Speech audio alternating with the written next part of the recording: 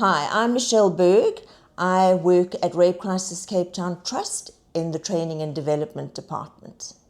I think the most important thing is to listen with no interruption. So in other words, don't form opinions, just hear what the survivor is telling you. Obviously is to believe what they're telling you, not to ask questions about that at all either. Certainly don't do the blame game where you start blaming them or questioning why they were in certain places or how they were dressed, for example. And really just to create a safe space for the survivor and to make sure that no matter what, you are the one that they can trust.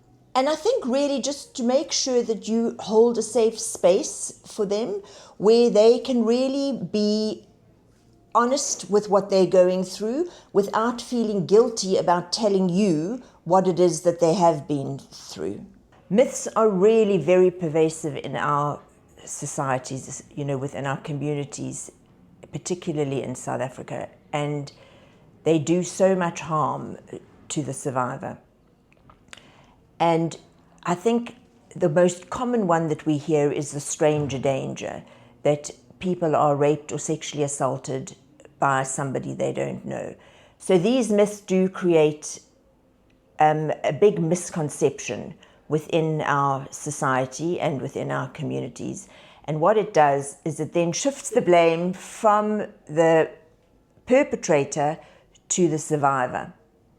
Instead of us supporting our survivors, we then create secondary victimization, because when they tell their friends or their family what's happened to them, very often these myths are inherent in those ideas or, in their minds.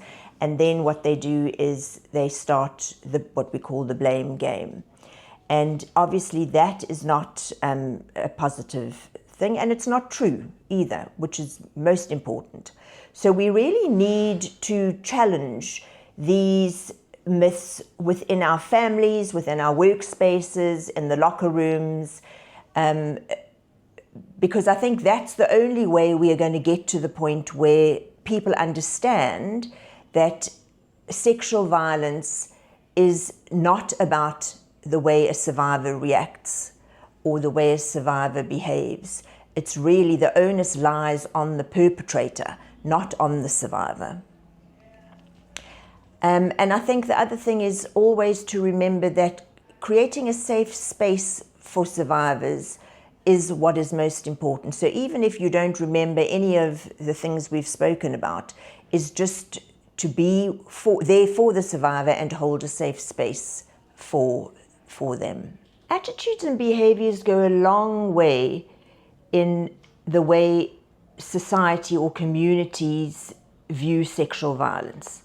And I think that's what we need to be very cognizant of, is that when we have these situations where people are making locker room jokes or where comments are made that are degrading to a survivor, what happens then is we're seen as normalizing that sexual violence, and it then just gets perpetuated.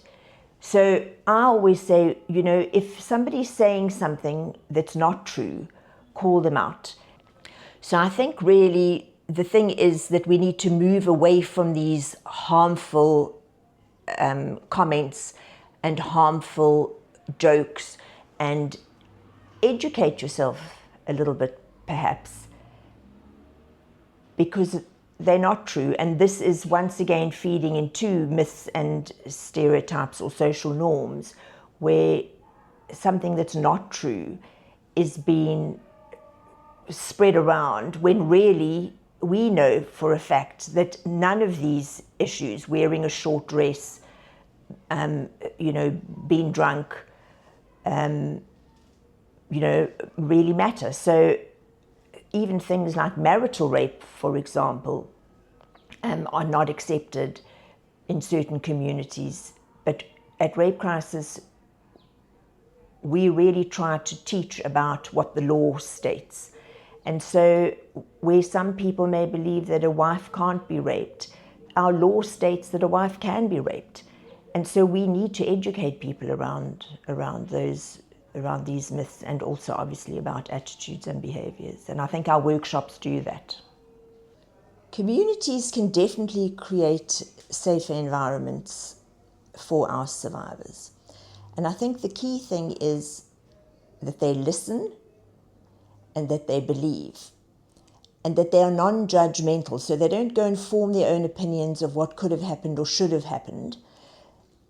And I think also that they then go the extra step and challenge these harmful attitudes and try to promote respect, talk about consent, and also hold people accountable for their their bad behavior.